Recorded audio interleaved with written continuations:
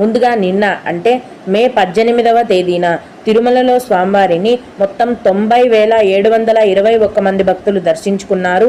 అందులో స్వామివారికి మొత్తం 50,599 మంది భక్తులు తలనీలాలను సమర్పించారు. నిన్నటి రోజున తిరుమలలోని శ్రీవారి హుండీ యొక్క ఆదాయం అనేది 3,28,00,000 రూపాయలు. ఈరోజు కూడా ఎటువంటి దర్శన టికెట్లు లేకుండా నేరుగా భక్తులను ఫ్రీ దర్శనానికి అనుమతిస్తున్నారండి. ప్రస్తుతం ఫ్రీ దర్శనానికి వెళ్లే భక్తులకు దర్శనానికి 24 గంటల సమయం అనేది పడుతోంది. అలాగే తిరుపతిలో ఇచ్చే సర్వ దర్శనం టికెట్లను తీసుకొని దర్శనానికి వెళ్లే భక్తులకు దర్శనానికి 5 గంటల సమయం అనేది పడుతోంది.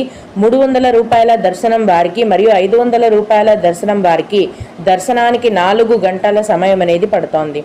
విఐపి బ్రేక్ దర్శనం టికెట్లు కలిగి ఉన్న భక్తులకు దర్శనానికి 1 గంట సమయం అనేది పడుతోంది. దీన్ని బట్టి తిరుమలలో ప్రస్తుతం భక్తుల యొక్క రద్దీ అనేది